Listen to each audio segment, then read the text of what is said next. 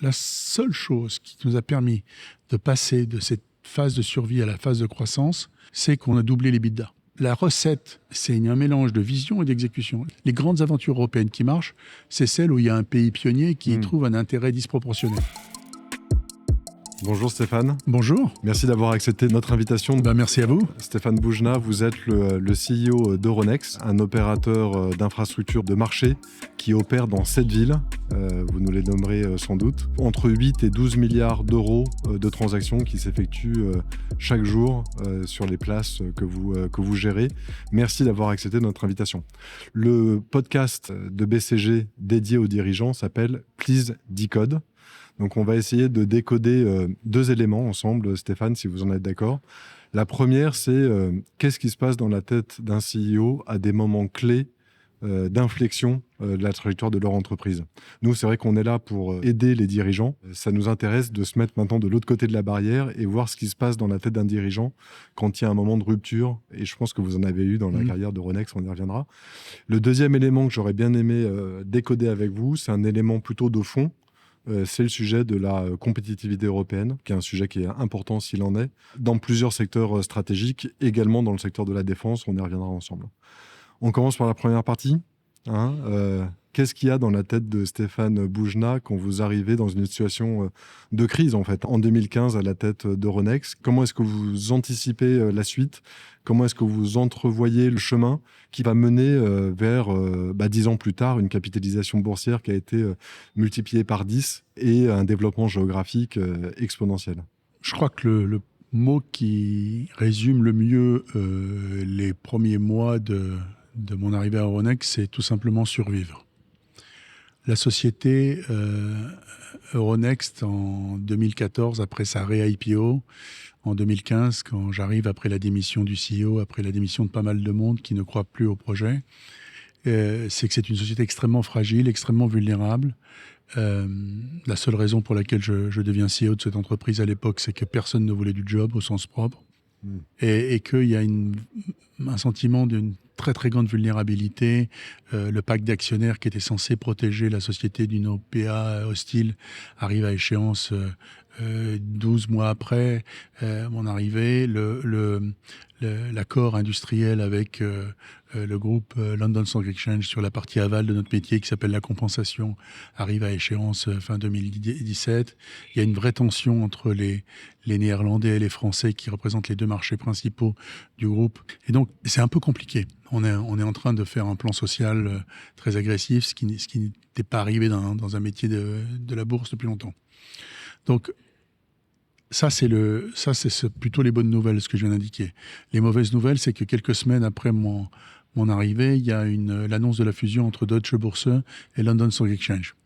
Donc, je suis arrivé en novembre 2015 et en février 2016, une fusion stratégique est annoncée qui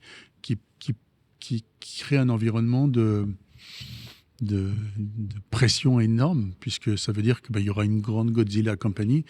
Il faut considérer qu'à l'époque, le référendum sur le Brexit n'a pas encore eu lieu. Donc il y a quelque chose de naturel de considérer que les 2 grands acteurs européens vont fusionner. Donc ça rend les choses très compliquées et on paye les bonus 2015 en fin mars 2016. Et le lendemain des bonus, mon CFO démissionne alors que nous avons convoqué tous les investisseurs pour le premier Capital Market Day, Investor Day, pour présenter le premier plan stratégique 6 semaines après. Donc je me retrouve avec un deal stratégique hostile et pas de CFO et un Investor Day 6 semaines après. Donc ça, c'est des faits qui fait que vous développez une culture de la survie, de l'agilité. Il faut recruter en quelques jours un CFO qui a envie de monter sur ce bateau. Et il faut recruter un DRH pour remettre de l'énergie dans l'organisation. Donc on a créé une culture de l'agilité, du fast-tracking, des promotions latérales très rapides. Et on a créé une équipe, un commando de gens qui étaient finalement ce que j'appelle des corporate refugees, des gens qui étaient super, mais qui avaient eu juste des incidents et qui s'étaient fait virer à l'occasion d'une fusion, ou qui étaient malheureux dans leur job parce qu'ils avaient eu un nouveau chef qui était quelqu'un qu'ils ne respectaient pas. Et donc, on a créé une meute de gens qui étaient là parce qu'ils avaient eu des difficultés. Et Stéphane, du coup, comment est-ce qu'avec cette équipe-là, dans un moment de survie, quand est-ce que vous avez anticipé la prochaine vague? Parce qu'en fait, aujourd'hui, je l'ai cité tout à l'heure, c'est x10 en 2025 de capitalisation boursière. Trichet disait que c'était une des 3 grandes réussites européennes, au même titre qu'Airbus, que la BCE, et il y avait Euronext également. Donc quand est-ce que vous entrevoyez le chemin de crête? Quand est-ce que vous voyez le point de fuite?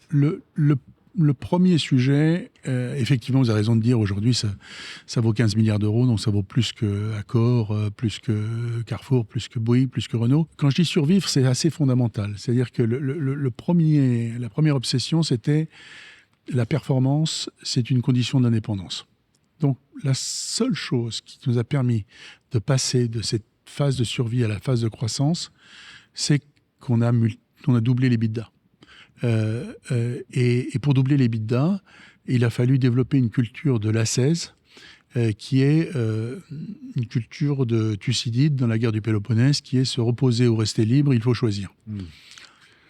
Moi, on a doublé l'EBITDA en 5 ans. Et ce qui me frappe, moi, je n'avais jamais été CEO de rien. Hein. J'étais avant patron de l'Europe continentale pour Santander Global Banking and Markets, mais quand on est mandarin dans une grande banque internationale avec une responsabilité géographique, en fait, on est chef des ventes, on est chef de la gestion des égos des senior bankers, et on est chef de la gestion des crises quand il faut choisir un business plutôt qu'un autre, et on est chef de la gestion de la base de clientèle. Mais on n'est pas CEO. Et donc, je me suis demandé pendant longtemps pourquoi pourquoi on avait réussi aussi vite et aussi bien dans la gestion des coûts, et pourquoi les autres ne le faisaient pas aussi bien. Pourquoi les autres étaient obligés de payer un bras à BCG pour se faire expliquer comment réduire leur base de coûts. Et pourquoi nous, on l'a fait tout seul?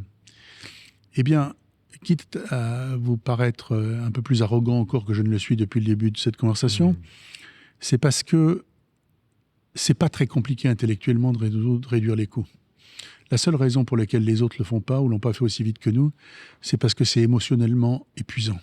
Et donc, cette idée de dire on va faire plus de choses tout seul et on va radicalement transformer notre approche a été absolument déterminante. Et le switch a été bien sûr des sujets des changements d'organisation, de process, de people, d'état d'esprit, mais surtout des changements de culture. Et moi, ce que je leur ai dit assez vite, c'est nous sommes une boîte industrielle. La plupart des boîtes industrielles, elles ont entre 8 et 12% de marge d'EBITDA. Nous, on est les plus mauvais du secteur avec 25, 30. On va passer à 60. Mais voilà comment on va faire. On va commencer à vivre comme des industriels. On est dans le secteur de la finance, mais nous ne sommes pas un acteur de la finance. Nous sommes un fournisseur de la finance. Et donc, nous, on rentre par l'entrée des fournisseurs, pas par la grande porte des clients. Et on va vivre comme des fournisseurs. Et donc, cette idée d'être une boîte industrielle, cette obsession de se reposer ou rester libre, il faut choisir, cette idée que la performance et la condition d'indépendance a été centrale. Une fois qu'avec ces actifs qui étaient perçus comme étant le cash equity trading, les métiers traditionnels des actions, et qui étaient supposés être les moins profitables, dans lesquels il y avait les moins de croissance, une fois qu'on a réussi à gérer la market share, le yield, la base de coûts, et donc de créer des machines à cash que peuvent être des infrastructures, alors on rentre dans un autre cadre émotionnel qui est l'ambition. L'ambition et la croissance. L'ambition de la croissance. Et ça, il y a une phase qui est la détermination de résoudre les problèmes de rentabilité, de performance, avec beaucoup d'ascèse, et une autre, c'est sky is the limit. Donc cette idée qui est que la seule manière de fonctionner, et de ce point de vue-là, on a fonctionné un peu comme une start-up, c'est-à-dire qu'on a passé notre temps, toute l'équipe, et j'ai passé une grande partie de mon temps à dire « I have a dream ». Et donc j'ai passé mon temps à être ridicule.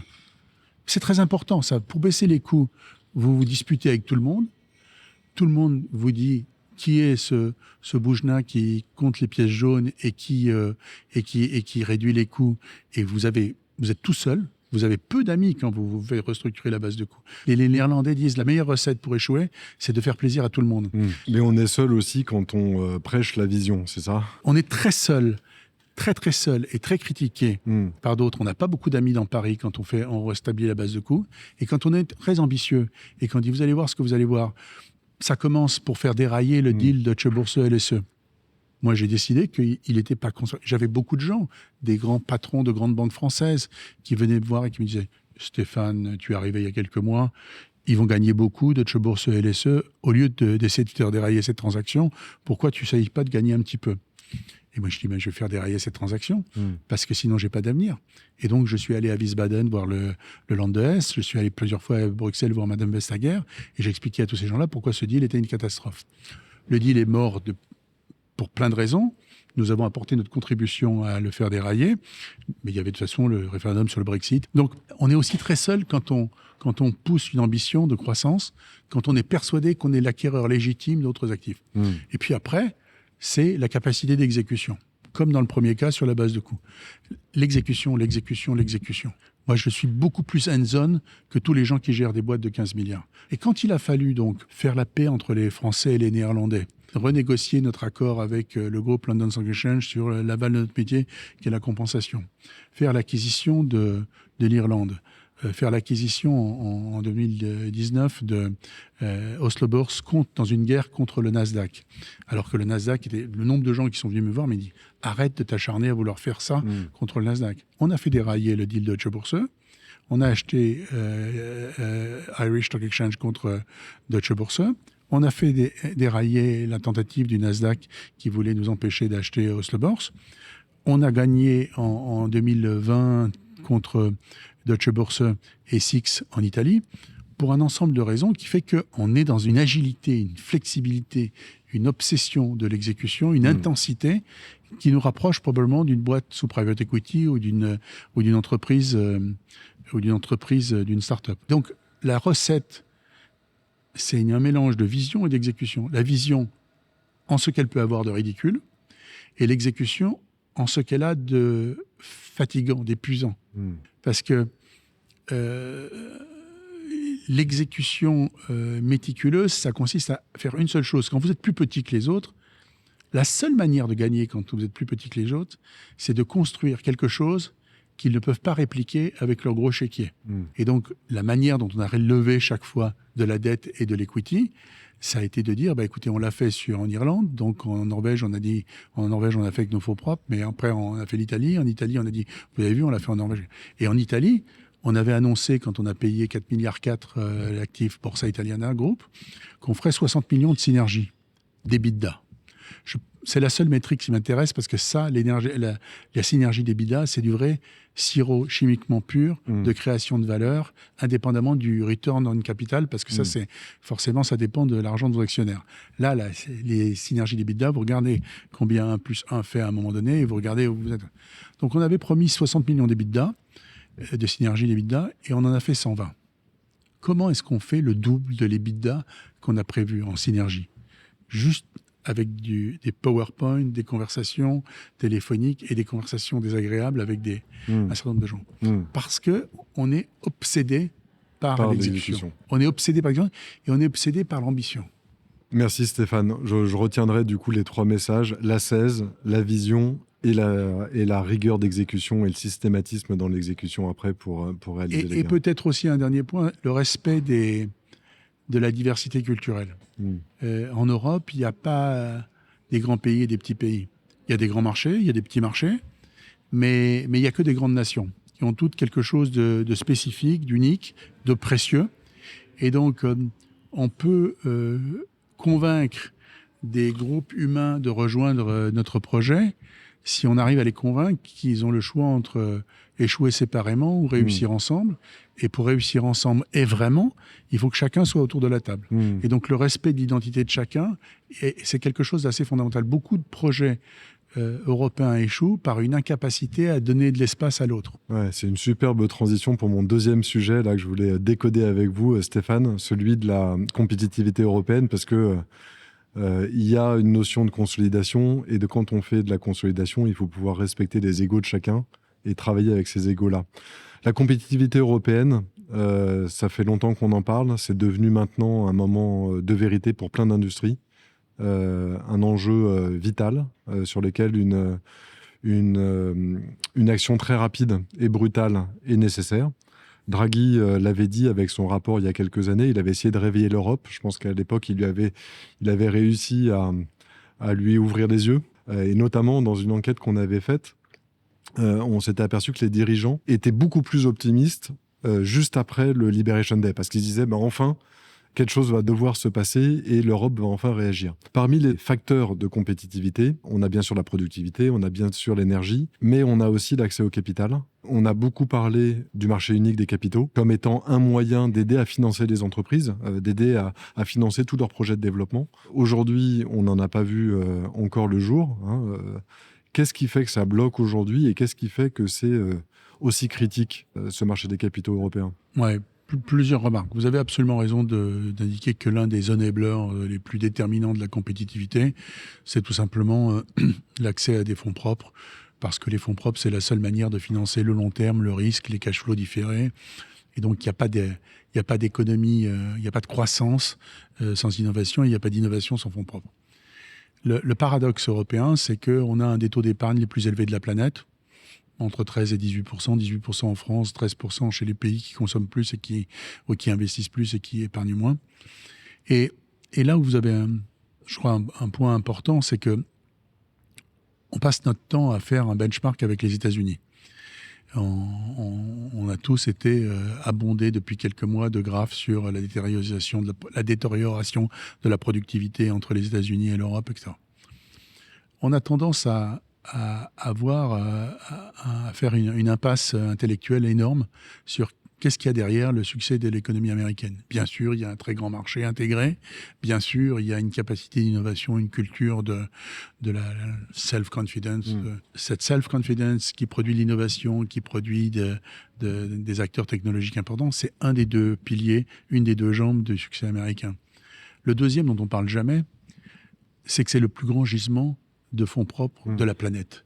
Tout simplement parce que c'est le plus grand gisement d'épargne retraite de la planète. Tout simplement parce que aux États-Unis, si vous voulez avoir un peu de revenus quand vous êtes vieux et quand vous êtes trop fatigué, il n'y a pas d'autre solution que d'acheter des actions quand vous êtes jeune. En Europe, si vous voulez avoir un peu de revenus quand vous êtes vieux, il suffit d'espérer que le moment venu, les gens continueront à payer des taxes et des charges sociales autour de vous.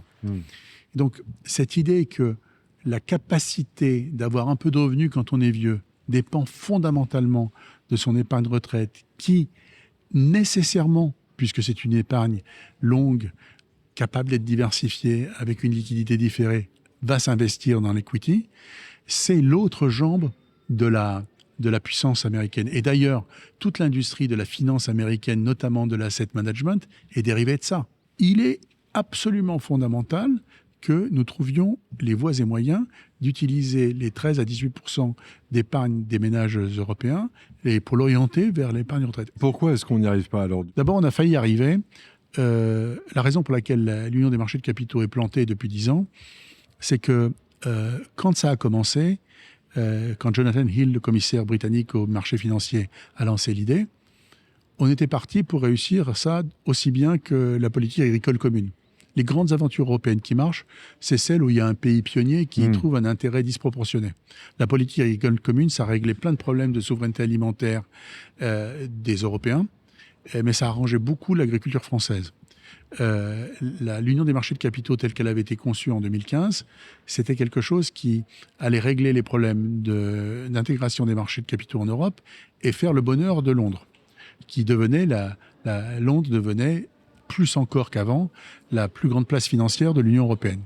Les Britanniques ont décidé que Londres ne devait plus être la plus grande place financière de l'Union européenne, mais devenir plutôt la plus grande place financière du Royaume-Uni. Ils ont atteint cet objectif avec le Brexit. Et donc, on n'a plus de leadership. Et il y a eu, pendant 2 mandatures, une faible ownership politique. Là, les choses sont en train de changer. Donc, je pense que ça va aller plus vite. Malheureusement, l'Europe, c'est lent. Pourquoi ? Parce que ça fait à peine 70 ans qu'on n'a plus peur d'être tué par nos voisins. C'est un projet de coopération bottom-up. C'est pas un projet top-down. C'est un projet où il faut créer une cohésion. Donc, ça ne pourra pas aller vite. Mais l'Europe est assez bonne pour réagir plus que pour agir. Donc, il y a eu un peu de crise. Il y a eu une accélération. Elle apparaît pas de manière flagrante. La machine européenne, elle doit traiter des réalités très différentes. En fait, en Europe, pourquoi l'union des marchés de capitaux est plus lente? C'est que parce que vous avez un certain nombre de pays qui fabriquent de la finance et vous avez des pays qui achètent de la finance. Et vous avez un certain nombre de pays, les plus nombreux en Europe, qui considèrent que pour le commerce électronique, il y a Amazon, pour l'operating system, il y a Microsoft, pour le smartphone, il y a Apple, pour le moteur de recherche, il y a Google, pour l'intelligence artificielle, il y a OpenAI, etc. Et donc, c'est pas grave si pour l'asset management, il y a BlackRock, et pour la banque d'affaires, il y a JP Morgan, et pour les infrastructures de marché, il y a Nasdaq. C'est une dizaine de pays qui fabriquent de la finance. Je pense qu'on va y arriver. Je pense que ce sujet comme la supervision unique, qui est un élément déterminant, on va y arriver. Je pense que sur le fléchage de l'épargne vers les fonds de pension, on va y arriver. Je pense que sur une accélération du passporting, on va y arriver. Mais c'est difficile.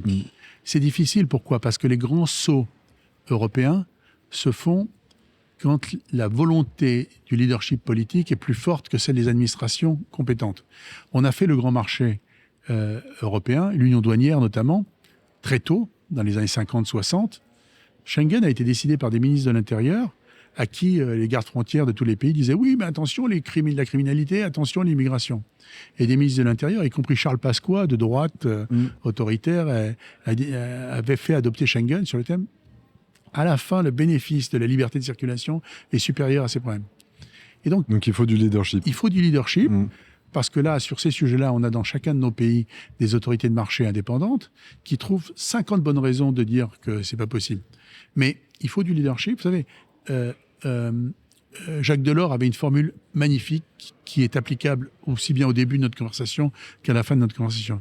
Il disait, quand il faisait le marché unique et la monnaie unique et le passage à l'euro, il disait « Nous demandons respectueusement à ceux qui pensent que c'est impossible de ne pas empêcher de travailler ceux qui essayent. » C'est tout. Donc là, ça rejoint le sujet de la détermination. Merci Stéphane, on va rester sur cette note positive. L'union des capitaux va pouvoir arriver, peut-être pas aussi vite qu'on voudrait. Il faut du leadership, mais en tout cas, elle est en bonne voie. Merci d'avoir accepté notre invitation et merci pour ce moment passé ensemble. Merci à vous.